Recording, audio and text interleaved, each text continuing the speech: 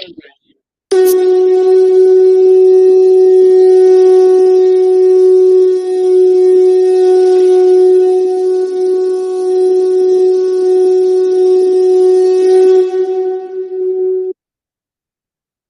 श्री गणगणपति नमः। श्री गणेश की वंदना कर, इनके स्वामी सूर्यदेव की आराधना कर, इष्ट देव का ध्यान कर, गुरुजनों को नमन कर अभिनंदन करते हैं आपका वरुण मिश्र द्वारा प्रस्तुत आज के दैनिक पंचांग।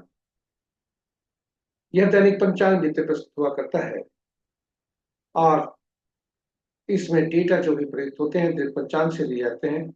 छवि तथा ध्वनि गूगल से दी जाती है और यह प्रस्तुति आप तक यूट्यूब के माध्यम से, यूट्यूब के सौजन्य से हम आप तक सफलपूर्वक पहुंचा पाने में समर्थ। जिस प्रकार पंचांग के 5 अंग होते हैं, इस प्रस्तुति के भी 5 भाग। पहला भाग पंचांग मुहूर्त और ग्रहों के गोचर से संबंध रखता है और इसी पहले भाग का लघु रूप पंचांग और मुहूर्त को लेकर इस प्रस्तुति का लघु रूप आपके सुझाव के अनुरूप हम अलग से नित्य प्रस्तुत किया करते हैं। दूसरा भाग जन्म नक्षत्र के अनुसार आज का दिन कैसा रहेगा, जिसे तारा बलन कहते हैं। यह मूल तत्व तारा चक्र पद्धति पर आधारित है, जिसके अनुसार हम ग्रहों के बारे में भी जान सकते हैं कि जातक के कोई जीवन काल में आज के ग्रह, विभिन्न ग्रह कैसा फल दे, विस्तृत चर्चा प्रस्तुति। तीसरा भाग राशि के अनुसार, यानी जन्म राशि के अनुसार आज कैसा दिन होने के संकेत है। राशि के अनुसार चंद्रमा क्या संकेत दे, इसे चंद्र बलम कहते हैं। चौथा भाग चौघड़िया।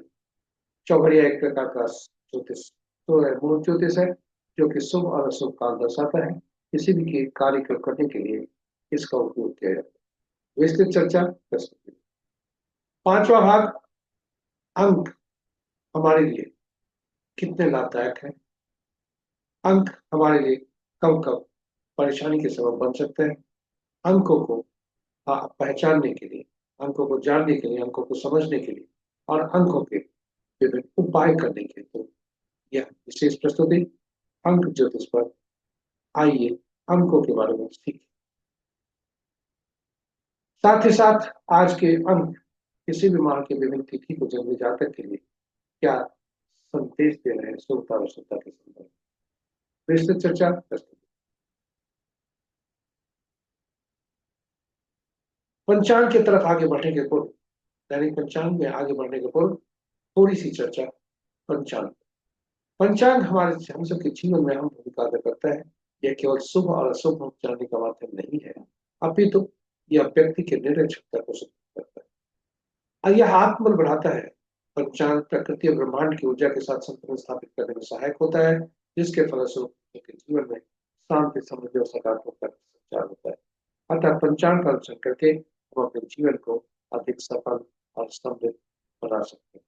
तो चलिए आइए पंचांग की तरफ हम चलते हैं और इस पंचांग का अनुसरण करके हम अपने जीवन को अधिक सफल और समृद्ध बनाने में आगे बढ़ते हैं। साथ ही साथ साझा करने का हम अनुरोध करते हैं अपने मित्रों, परिजनों, शिक्षकों के साथ, ताकि वे भी पंचांग का अनुसरण करके अपने जीवन में सुधार ला सकें। तो आगे चलते हैं मुख्य प्रस्तुति पर। पहले भाग पर श्री राम को स्मरण करते हुए जय श्री राम, जय हनुमान। स्वागत है आपका आज के प्रस्तुति के पहले भाग में।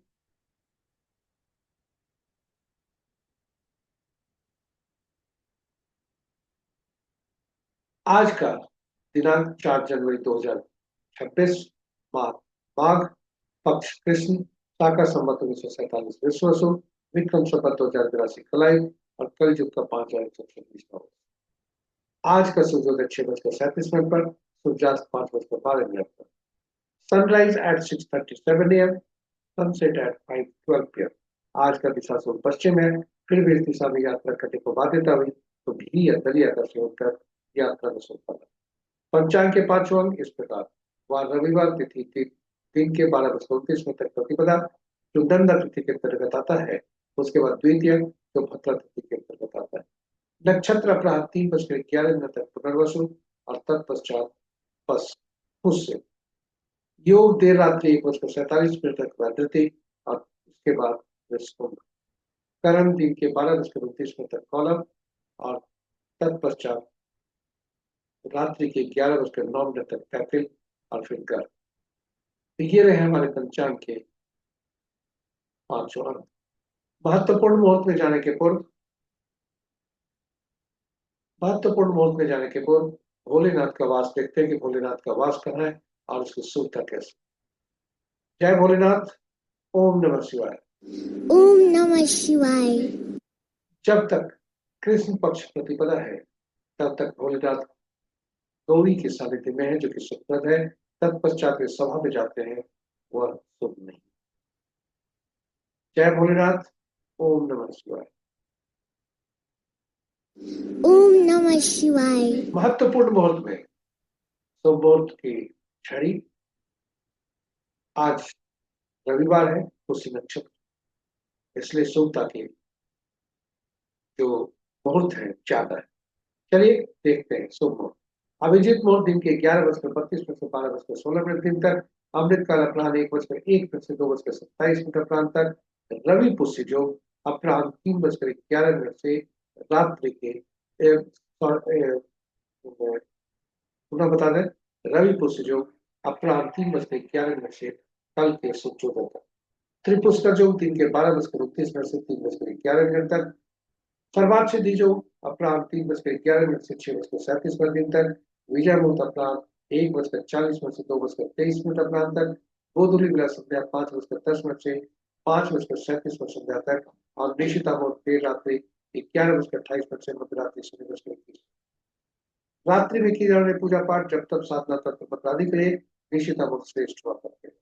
अशुभ मुहूर्त में सबसे प्रभावी राहु काल अपराह्न 3:53 से 5:06 तक, यानी सूर्यास्त। गुलिक काल अपराह्न 3:23 से अपराह्न के 3:53 तक। 2:33 से अपराह्न के 3:53 तक। यमगंड 3 के 11:54 से 1:14 अपराह्न तक। और वज्र मुहूर्त रात्रि के 10:35 से मध्य रात्रि 0:04। ये रहे हमारे शुभ और अशुभ। ग्रहों की आकाशीय स्थिति को यदि देखा जाए, ग्रहों की आकाशीय स्थिति इस प्रकार। कल की तरह सभी ग्रह पूर्ववत राशियों में। अंश के अनुसार चंद्रदेव राशि परिवर्तन करने वाले हैं, इसलिए अवस्था में। और बृहस्पति देव और शनि देव पहले से ही कमजोर स्थिति। बृहस्पति के राशियों के अनुसार देखें, मित्र राशि में 4 ग्रह, शत्रु राशि में 2 ग्रह, सब राशि में 3 ग्रह। बृहस्पति बुध की राशि में, बुध बृहस्पति की राशि में, इसलिए दोनों का आपस में राशि परिवर्तन। और बृहस्पति की राशि में सबसे ज्यादा ग्रह 5 ग्रह, बुध की राशि में 2 ग्रह, शनि की राशि में 1 ग्रह, चंद्र मंगल शुक्र की राशि में कोई ग्रह नहीं, और शेष ग्रहों की राशियों में एक एक ग्रह। नक्षत्र के अनुसार यदि ग्रहों की स्थिति को देखा जाए तो मित्र नक्षत्र में कोई ग्रह नहीं, शत्रु नक्षत्र में 1 ग्रह, सब नक्षत्र में 5 ग्रह, और अपने ही नक्षत्र में 3 ग्रह हैं। वे हैं क्रमशः बृहस्पति देव, शुक्र देव और राहु। इस प्रकार शुक्र यदि देखा जाए नक्षत्रों के अनुसार ग्रहों की शक्ति को, तो शुक्र देव के नक्षत्र में 4 ग्रह, बृहस्पति देव के नक्षत्र में 3 ग्रह, सूर्य चंद्र मंगल शनि बुध के नक्षत्र में कोई ग्रह नहीं, और शेष ग्रहों के नक्षत्र में यानी राहु देव और केतु देव के नक्षत्र में एक एक ग्रह। तो ये रहे पहले भाग की प्रस्तुति। आज चंद्रमा का राशि परिवर्तन है जो हम अब आगे चर्चा करेंगे। तो चलते हैं आपको लेकर दूसरे भाग। यह दूसरा भाग नक्षत्र ज्योतिष से संबंध है, जिसे हम तारा बलन कहते हैं। यह आज तक चंद्रमा विभिन्न नक्षत्रों में जन्मे जातक के लिए क्या संकेत दे। आपके पास तारा बलन के समक्ष जो नक्षत्रों की सूची है, वह यह दर्शाता है कि चंद्रमा किस नक्षत्र में गोचर कर। और तारा बलन के नीचे जो नक्षत्रों की सूची है, वह बताता है उसमें से जातक अपना नक्षत्र चुनकर आज का दिन देखते हैं कि कैसा संकेत दे रहे हैं ग्रह चंद्रमा आप नक्षत्र। तो यह जन जो जातक का जो अपना नक्षत्र है उनके उनकी सोच। और इस उसमें आगे बढ़ते हुए जहां दोनों का मिलान होता है, उदाहरण स्वरूप यदि आद्रा स्वाति शतभिषा नक्षत्र में यदि जातक का जन्म हुआ है या और चंद्रमा मृगशिरा चित्रा या शविष्ठा नक्षत्र से गोचर कर रहा है, शुभता ये मित्र में होगी।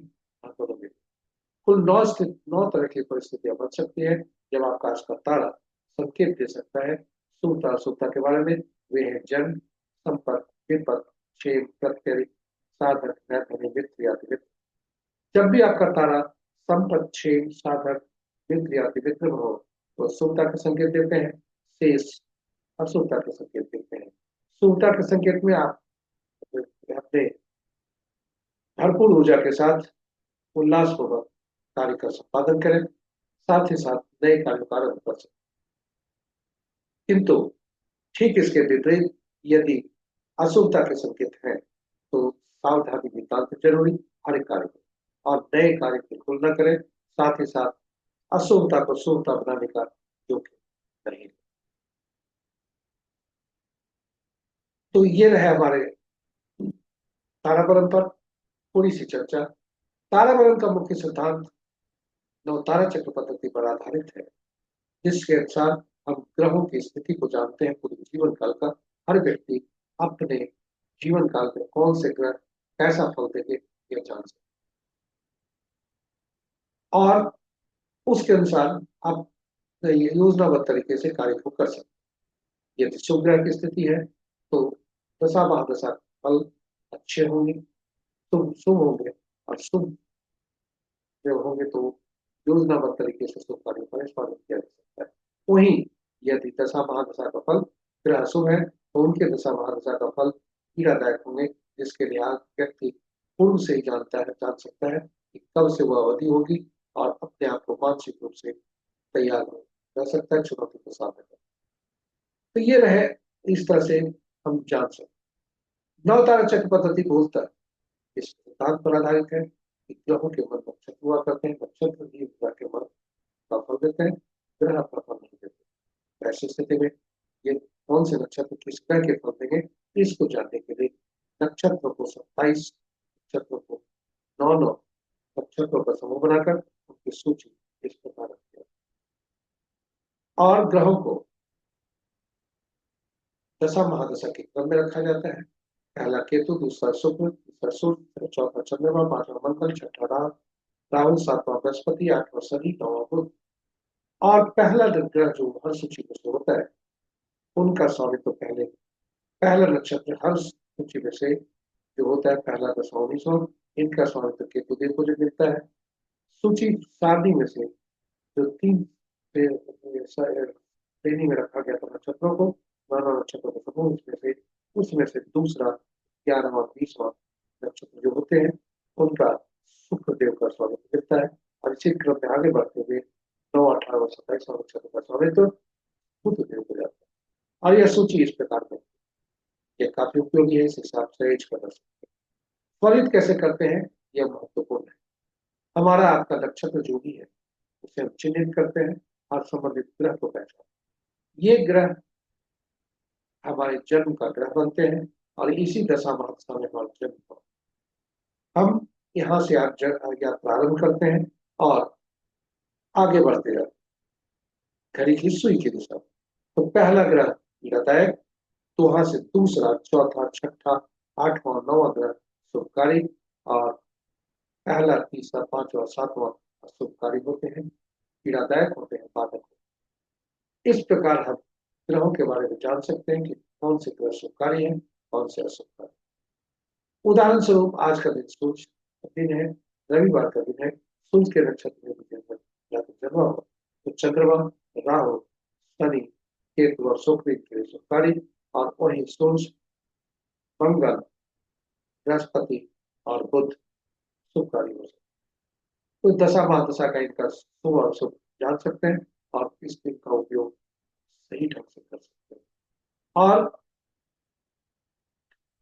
इनका सही ढंग से उपयोग कर जन्म कुंडली का के बारे में ग्रहों के फल को जान सकते हैं, और इन नक्षत्रों में जन्मे जातक हमारे लिए कितना शुभकारी होंगे, अशुभकारी होंगे, यह भी हम जान सकते हैं। और उसी अनुसार हम व्यक्ति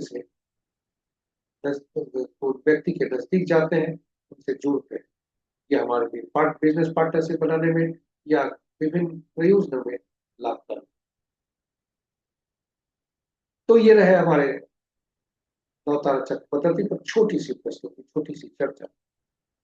विशेष जो प्रस्तुति हम अलग से यूट्यूब पर रखे हैं, जिसमें भगवान राम, माँ सीता तथा पवन पुत्र हनुमान की फोटो भी रखी है, आप उसे संदर्भित कर सकते हैं। तो चलिए अब हम चलते हैं वापस चलते हैं। आज का ताराबल क्या संकेत लेकर आया। आज का ताराबल जो आज जो 3:11 तक चंद्रमा पुनर्वसु में है, उसके बाद पुष्य नक्षत्र में जाते हैं। और यदि हम फलित देखते हैं तो भरणी, पूर्वा, फाल्गुनी, पूर्वाषाढ़, उदाहरण स्वरूप अब हम हर व्यक्ति अपने नक्षत्र को पहचान कर फलित देख सकता है। उदाहरण स्वरूप भरणी, पूर्वा, फाल्गुनी, पूर्वाषाढ़ नक्षत्र जन्मे जातक के लिए पहला भाव सार्थकता है, दूसरा भाव दैथन्य है। पुनर्वसु, विशाखा, पूर्वा भाद्रपद नक्षत्र में जन्मे जातक के लिए पहला भाव जन्म का और दूसरा भाव संपत्ति का। इस प्रकार हम फलित देख सकते हैं कि आपका आज का तारा क्या क्या है और शुभता अशुभता के बारे में क्या संकेत दे रहे हैं। इस तरह से हम शुभता अशुभता के बारे में जान सकते हैं, ग्रहों के बारे में। और हम अपने जीवन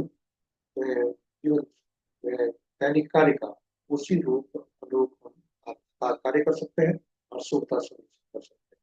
उन्हें बता दें, जो कि शुभता को शुभता को परिवर्तित करने का जो कि नहीं है, क्योंकि यह जो हो सकता है आप जो कार्य करें वो फलित नहीं हो पाए, उसमें वो त्रुटि रह जाए।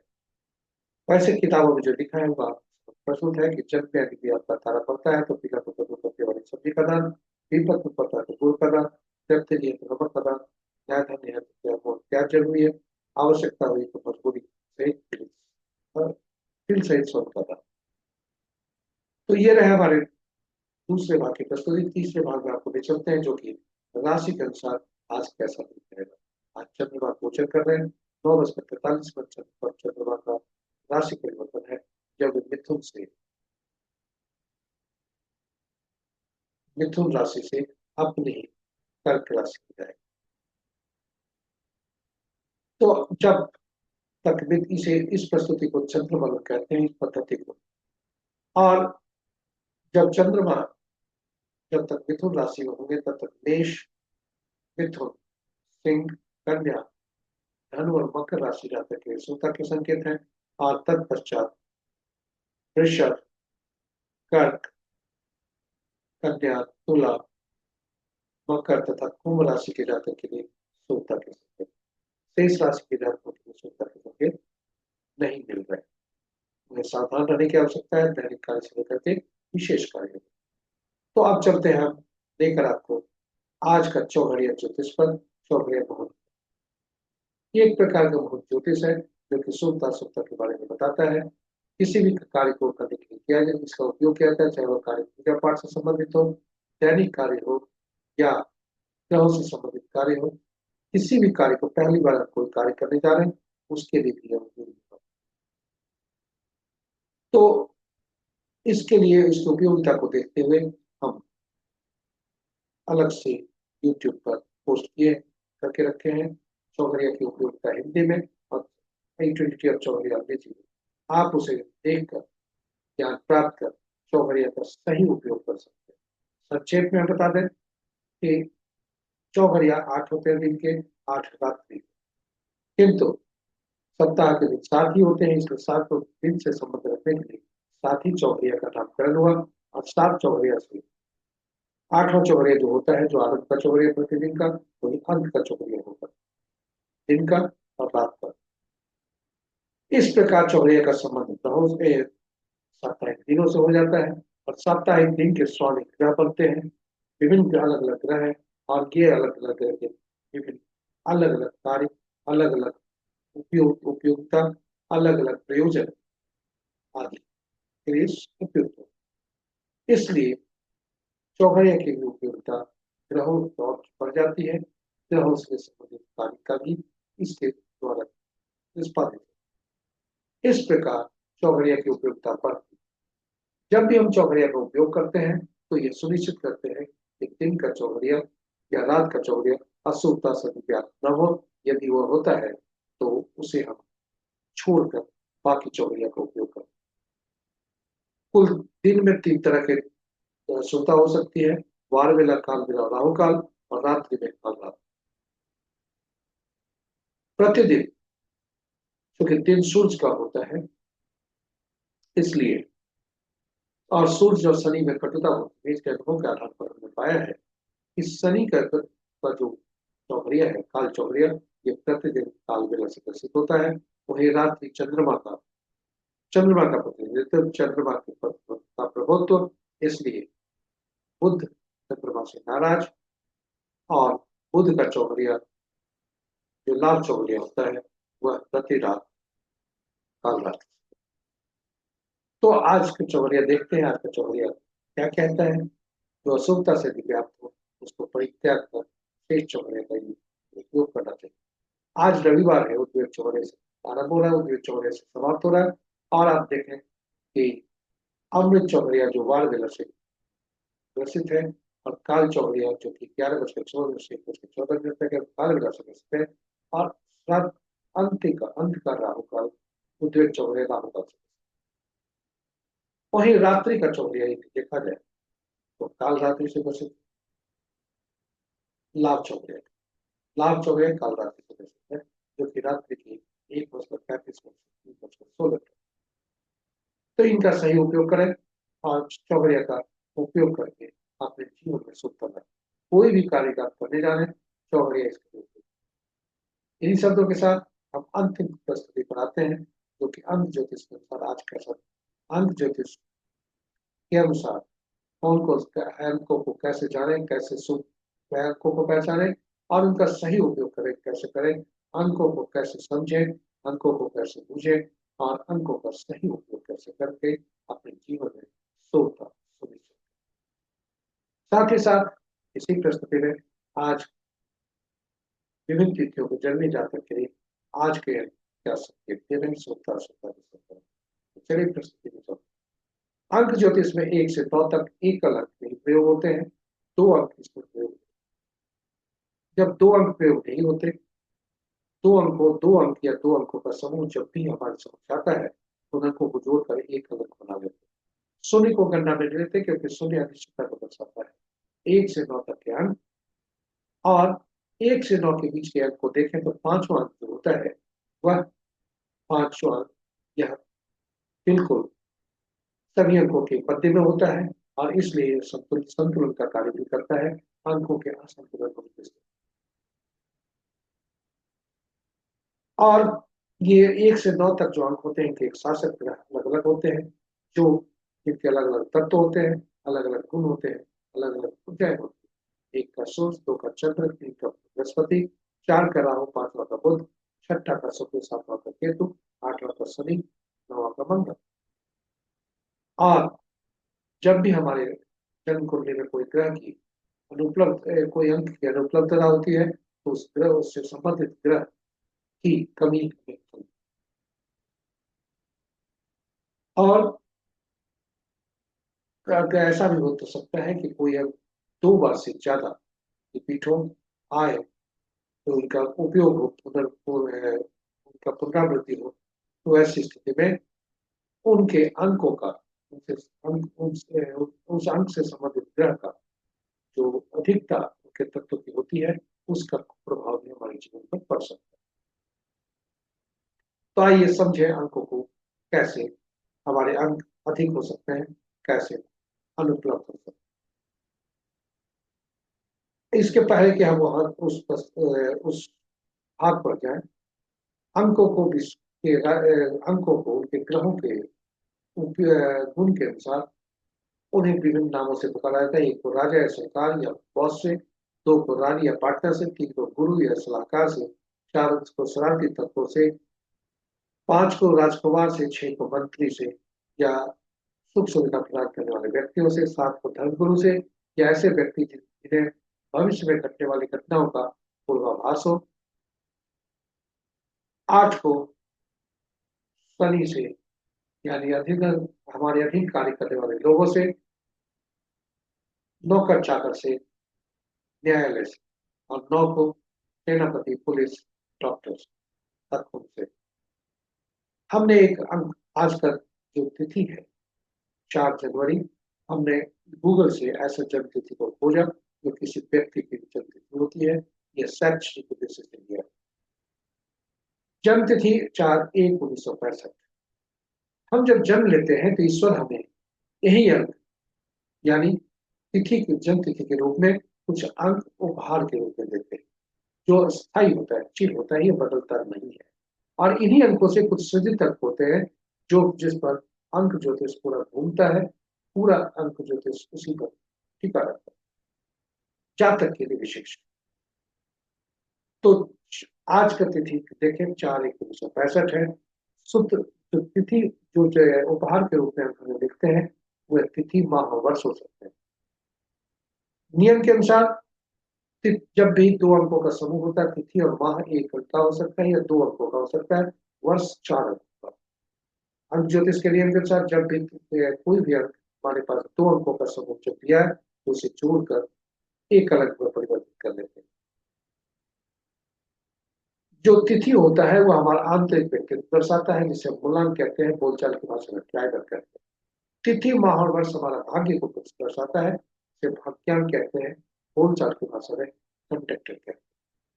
ड्राइवर और कंडक्टर जिस तरह से बस में का आपस में मिलन रहना, मित्रवत रहना अत्यावश्यक है बस को सुचारू रूप से चलाने के लिए, उसी तरह हमारे जीवन में भी ड्राइवर और कंडक्टर वाले अंक को मित्र रहना जरूरी। कम से कम शत्रु तो नहीं हो, नहीं तो जीवन स्ट्रगल कर चलता है, परेशानी हो। और तब हमें ऐसे अंक का भी खोजना पड़ता है जो इन अंकों को के दोस्त हो, मित्र हो, जो इनको संतुलित कर सके।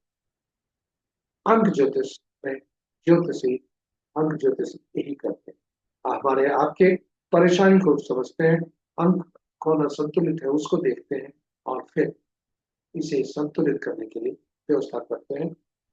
ड्राइवर और कंडक्टर 2 तरह से असंतुलित हो सकता है, जब आनंद से ही ड्राइवर और कंडक्टर शत्रु हो, या जीवन के दौर में, जीवन यात्रा के दौरान हम कोई अंक सृजित कर ले आते हैं और वह ड्राइवर और कंडक्टर का शत्रु होता है।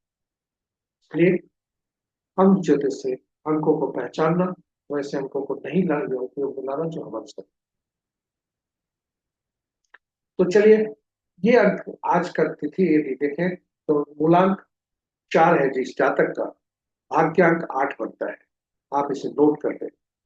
साथ ही साथ एंजिल नंबर होता है जो वर्ष से निकलता है, वर्ष के अंकों को जोड़कर इसे कुआं नंबर भी बुलाया जाता है, वर्ष को जोड़कर और फिर एकल अंक में उसको परिवर्तित करते हैं, और फिर पुरुष के लिए 11 में से उसको घटाते हैं, महिला के लिए 4 उसमें जोड़ते हैं। इस जातक का 8 बनता है और 11 में से 3 घटाया 3 बनता है, सॉरी, और 3 में से 11 घटाया तो 8 बनता है। इस तरह जातक का मूलांक है 4, भाग्यांक 8, एंजिल नंबर भी 8।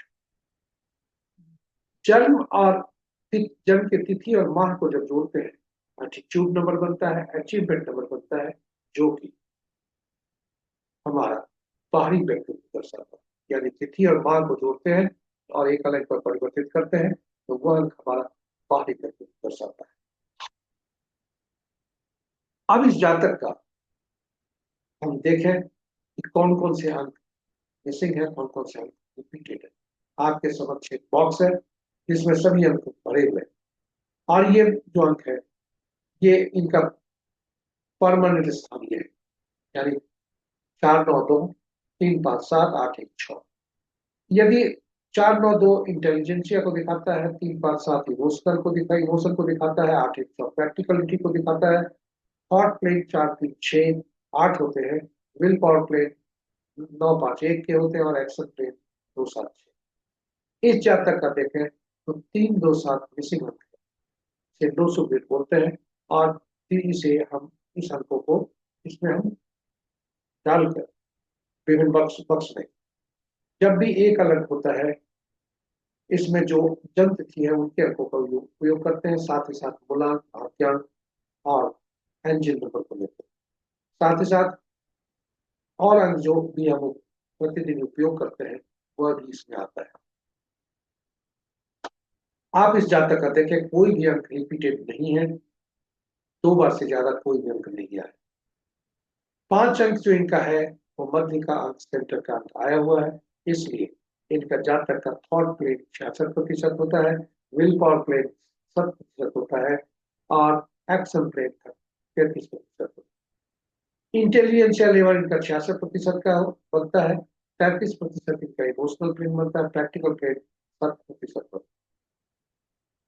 अब इसी से हम इस बॉक्स से हम ये देखते हैं कि सबसे पहले कौन कौन से अंक अनुपलब्ध, और उसको लाने के लिए हम कौन सा अंक लाएंगे और कहां से लाएंगे, यह हमारे लिए जानना नितांत आवश्यक।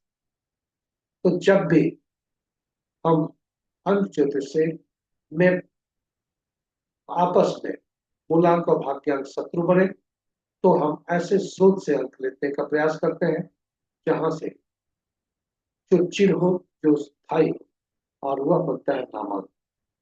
नाम हमारे जन्म लेने के बाद हमारे धरती के ईश्वर होते हैं माता पिता, वे प्रदान करते हैं। और यह इसकी आयु लंबी होती है। मृत्यु के पश्चात जिस तरह से अंक रहता है उस तरह से नाम रहता है। तो नाम का जो अक्षर हो, पहला अक्षर और नामांक, वह जो है ड्राइवर और कंडक्टर का संबंध है, यह हम सुनिश्चित करते हैं। ड्राइवर और कंडक्टर का संबंध होने पर परेशानी बढ़ती है, क्योंकि अंक नाम जो है जन्म से ही होता है और अंत तक रहता है। मोबाइल अंक जो हम सृजित करते हैं वह भी कुछ दिन तक रहता है, कुछ दिन के बाद बदल भी सकता है, गाड़ी भी बदलती है, अंक भी बदलता है उसमें। तो इस तरह से हम पासवर्ड है वह भी बदलता है। इसलिए सभी अंकों को जो हम प्रयुक्त करते हैं जब भी, तो वह अंक हमारे लिए उपयोगी और अनुपयोगी दोनों हो सकते हैं। अब हम ये देखें कि हम अंक इन अंकों को संतुलित करने के लिए अंक का स्रोत कहाँ लाए, तो नामांक से हम लेते हैं। आप कहेंगे नाम में तो अक्षर होते हैं, अंक कहाँ से आते हैं, इसलिए आपको दुविधा होगी। इसके लिए आपको बता दें कि हर अक्षर का अंकीय मूल्य होता है जो आपके समक्ष प्रस्तुत है। यह इन नाम को अक्षरों को हम अंकीय मूल्य में परिवर्तित करते हैं, तो जोड़ते हैं और तब आकलन करते हैं यह नाम हमारे लिए उपयोगी है या नहीं। तो चलिए इन अंकों को देखते हैं, नामांक को देखते हैं कैसे परिवर्तित। ये जो आज जन्म तिथि पे हमने लिया है, ये आदित्य पंचोली का, इनका नाम का पहला अक्षर एक होता है और नाम नामांक इनका 9 बनता है। इसे आप नोट कर लें और देखें शत्रुअंक से कि इनके शत्रुअंक कौन कौन बनते हैं। तो मूलांक 4, भाग्यांक 8, इनका जो एंजल नंबर है वह भी 8, और आउटवर्ड पर्सनालिटी का नंबर 5, नामांक 9। आइए, एक के 8 शत्रु होते हैं, 2 के 4 6 8 9, 3 के 6 8, 4 के 8 9 4 2, 5 के कोई नहीं, 6 के 3 9, 7 के 7 9 3, 8 के 1 2 9 4 8, 9 के 6 4 2 8। लेकिन यहाँ पर आप देखें कि कुछ अंक ऐसे भी होते हैं जो अपने ही शत्रु होते, 8 9 4 2, 4 के 8 9 4 2, 8 4 के 8, 4 भी शत्रु है खुद अपने, 7 के खुद शत्रु, 7 शत्रु है, 8 के खुद 8 शत्रु है, 9 के खुद 9 शत्रु, और इनका जातक का मूलांक 4 बनता है, भाग्यांक 8 बनता है। आप देखें 4 और 8 शत्रु, 8 के 4 भी शत्रु, नामांक इनका 9 पर जाता है। 9 जो है 9 9 का शत्रु खुद है, लेकिन 8 9 का 9 8 का शत्रु नहीं है, सॉरी 8 का शत्रु 9 है, और 8 का शत्रु 4 भी, और 8 का शत्रु 1 भी है। इसलिए आपके बच्चों का जो अंक है, नामांक, ये अच्छे अंक नहीं थे, किंतु ईश्वर ने इन्हें और एक सुंदर अंक से नवाजा है। इनकी जन्म तिथि में 5 अंक आ रहा है, 1965 इनका जन्म तिथि है, तो 5 अंक आ रहा है। यह अंक इनके जीवन को संतुलित कर रहा है, क्योंकि यह अंक इनके लिए जन्म कुंडली में आ रही है, और यही इनके लिए उपयोगी का कार्य है।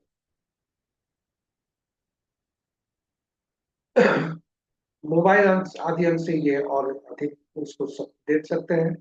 इनके नाम में थोड़ी बहुत परिवर्तन करके इनमें भी अनुपलब्ध अंक जो है हम ला सकते, लेकिन लाने के पूर्व हम ये जरूर सुनिश्चित करेंगे जिस अंक को हम लाने का प्रयास कर रहे हैं, जैसे 3 अंक के लिए इनका जो मूलांक और भाग्यांक 4 और 8 है, इसका 3 अंक शत्रु अंक नहीं है, 2 अंक शत्रु अंक होता है। 4 का भी 2 शत्रु है और 8 का भी 2 शत्रु है, इसलिए इसे नहीं लेंगे। वहीं 7 जो है दोनों के शत्रु नहीं है, इसलिए 4 3 और 7 का व्यवस्था करनी चाहिए। अब इस तरह से हम अंकों को व्यवस्थित कर सकते हैं। साथ ही साथ आपके समक्ष हमें रखा है हर अंक का शत्रु अंश, जो कि नाम के पहले नाम को ठीक करने के लिए आप इसका उपयोग कर सकते हैं। अब आगे का ये देखते हैं आपके लिए पर्सनल ईयर कैलकुलेशन। हम विभिन्न स्थिति में देखते हैं 2026 साल कैसा जाएगा, वगैरह वगैरह पोस्ट होते हैं, जो कि आप लोगों को प्रेरित कर सकते हैं। आप अपना पर्सनल ईयर निकालें, आप अपनी जन्म तिथि में वर्ष को निकालकर ये को आज तक जो वर्ष है वह जो है देखें, डालें, और फिर उसे रखकर पूरे अंकों को जोड़कर एक अंक में परिवर्तित कर लें, और तब यह देखें कि आपका मूलांक और भाग्यांक का यह अक्षर क्या बनता है और रनिंग एज क्या बनता है। इन चारों को मिलाकर मूलांक, भाग्यांक, रनिंग एज और आपका जो पर्सनल ईयर निकला, इन चारों को मिलाकर इसका फल निकालते हैं। तो ये रहे हमारे छोटी सी प्रस्तुति ज्योतिष पर। अंकों को समझने, अंकों को बूझने, अंकों को याद रखने और अंकों को सही प्रयोग करने के लिए उसका उपयोग सही ढंग से करके हम इसमें सफलता ला सकते हैं। आज का अंक क्या कहता है विभिन्न तिथियों को जन्मे जातकों के लिए? 6 अंक आज का बनता है, और 6 अंक सभी अंकों के लिए होते हैं, केवल 9 के और 3 के नहीं होते। 6 अंक 9 के शत्रु होते हैं और 3 के अति शत्रु होते हैं, इसलिए 3 12 21 30 को जन्मे जातक, 9 18 27 को जन्मे जातक की 317 का संकेत नहीं है। वहीं 2 11 20 29 को जन्मे जातक के लिए तटस्थता का है, इसके ऊपर साधारण होने की संभावना है, और शेष तिथि को जन्मे जातक के लिए शुभता के संकेत नहीं। इसी के साथ हम हमारी प्रस्तुति यहाँ अंतिम चरण पर पहुंचती है। हमारे साथ आप बने रहे इसके लिए बहुत बहुत धन्यवाद। यदि इस प्रस्तुति का आप पहली बार देख रहे हैं तो हमारे चैनल को सब्सक्राइब करें, साथ साथ नोटिफिकेशन बटन को दबा दें, ताकि हमारे हर प्रस्तुति की सूचना आप तक पहुंच सके, आप उसे लाभ उठा सकें। और अंत में विराम लेने के पूर्व हम आपसे आग्रह करेंगे कि इसे साझा करें अपने प्रस्तुति को मित्रों, परिजनों, शुभेच्छुओं के संग, ताकि उनके भी जीवन में सुखता आ सके, वे भी इससे लाभान्वित हो सके, और प्रस्तुति को बेहतर बनाने के लिए आपका सहयोग और आपका सुझाव अपेक्षित। आप अपने सुझाव देकर हमारा मनोबल बढ़ाएं और इस प्रस्तुति को और बेहतर तथा उपयोगी बनाने में हमें मदद करें। इन्हीं तथ्यों के साथ, इसी के साथ हम अपनी प्रस्तुति पे विराम देने का आपसे आज्ञा चाहते हैं। हम कामना करते हैं सूर्यदेव से कि आपका दिन उनकी असीम कृपा पर बनी रहे, आपका दिन शुभ। जय सूर्यदेव, ओम आदित्य सूर्याय।